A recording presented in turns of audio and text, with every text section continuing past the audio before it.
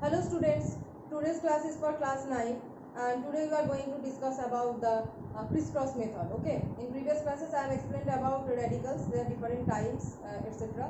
So crisscross method is actually the method for writing any chemical formula. We are writing many chemical formulas, but depending upon their valency and many other things, there are some methods. Chemical formulas are different for different compounds, but there exists a particular reason why they are so much different, and that expansion we can get from their valency and we can apply their valency in crisscross method. Okay, so we are starting here from writing chemical formula, writing chemical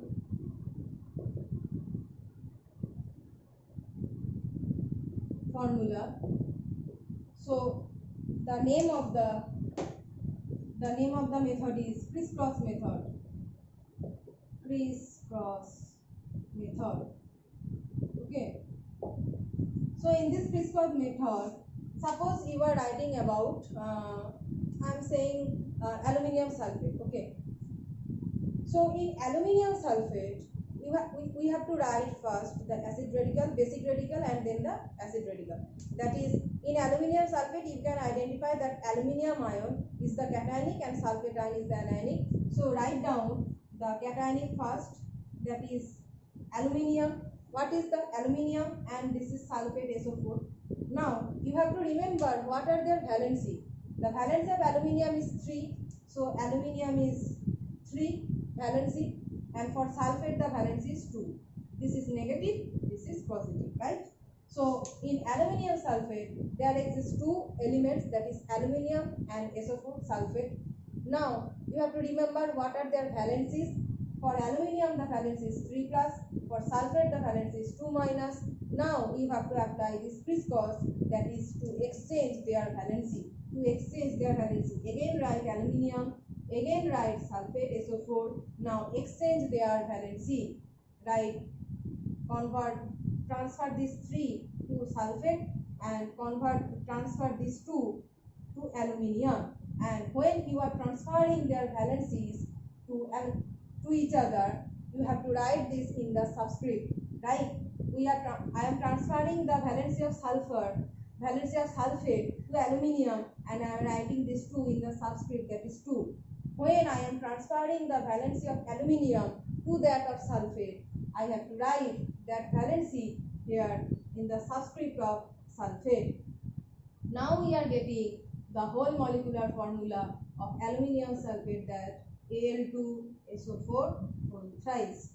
So I am again repeating the steps, that is I am discussing about aluminium sulfate. Suppose aluminium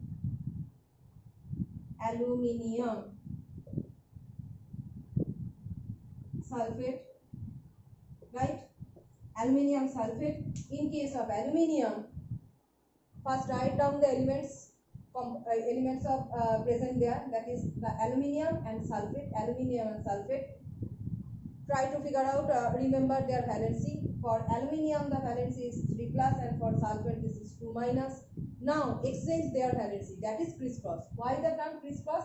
That is, we are exchanging their valency. So again write down aluminium and sulfate and exchange their valency. So when you are exchanging their valency, you have to write that valency in the subscript of that radical. So when I am transferring or exchanging the valency of aluminium with that of sulfate, I am writing the valency of aluminium in the subscript of sulfate, and when I am transferring the valency of sulfate to that of aluminium, I am writing the valency of sulfate to the subscript of aluminium. So the whole molecular formula becoming Al2SO4 whole thrice. So let's discuss the next example. Next example is suppose magnesium chloride. This is magnesium radical. In magnesium chloride, I am writing about magnesium chloride. Okay, in magnesium chloride, in 2 radicals are there, magnesium radical and Cl radical, chloride radical, right? Magnesium radical and chloride radical. So what are the valencies? Valency of magnesium is 2, This is cationic, so 2 plus. Valency of chlorine is 1 and this is obviously minus 1. You know from your atomic structure concept that is metals form positive metals show positive charge, right? Metals are electropositive, they form positive charge, and non-metals are electronegative, that is they form negative charge. Okay, so by applying this concept you can also identify which one will be positive and which one will be negative, and by seeing their electronic configuration you can identify also how many electrons they will release or how many electrons they will accept to maintain the octet in their valences. So valence of magnesium is 2 plus and Cl minus. Next step, in the next step we have to apply the crisscross method, that is again we are writing magnesium and again we are writing chlorine. Now exchanging their valency. Exchange the valency of chlorine here and exchange the valency of here magnesium to chlorine. Okay, when I am transferring the valency of magnesium to chlorine, I am writing it to the subscript of chlorine, and when transferring the valency of chlorine to magnesium, writing to the subscript of magnesium. So Mg1Cl2, it is forming MgCl2. MgCl2. So we have got the molecular formula or chemical formula magnesium chloride by exchanging the valency of magnesium and chlorine. Whenever you are exchanging the valency of different radicals, ignore their charge. That is, we are transferring only the 1, ignoring the charge minus 1.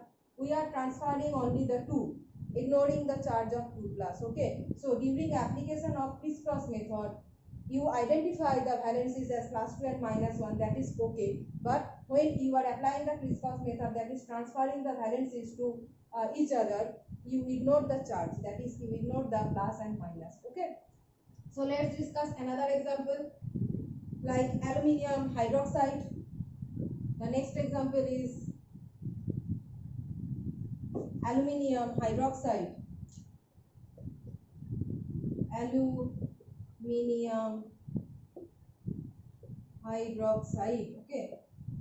Next example is aluminium hydroxide. So in aluminium hydroxide, the radicals are aluminium and OH, right? So we know that valency of aluminium is 3 and it is plus. And what is the valency of hydroxyl group? The valency of hydroxyl group is minus 1. The valency of hydroxyl group is minus 1. Again write aluminium, again write hydroxyl group and exchange their valency. And I am writing without eliminating the charge, without eliminating the sign minus or plus. I am writing here 1 and this 3 in the subscript of OH, that is 3, and it is becoming AL. It is becoming ALOH whole thrice, and ALOH whole thrice is the molecular formula, chemical formula of aluminium hydroxide. So in this way, you have to just remember what is the symbolic representation of any radical, what is the valency of any radical, and in the third step you have to just apply the crisscross method, that is interchange their valency, of radicals.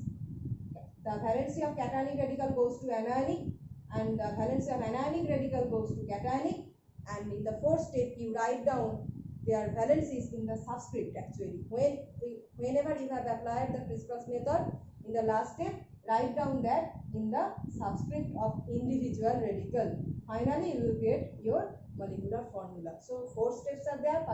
First write down the radicals, find out the valency, apply crisscross method, exchange their valency, and write down that number of valency without eliminating the charge or sign. Write down that valency in the subscript of individual radical. Okay, so from the next class we will start from the nomenclature of certain compounds, okay, and the process of balancing of a chemical equation.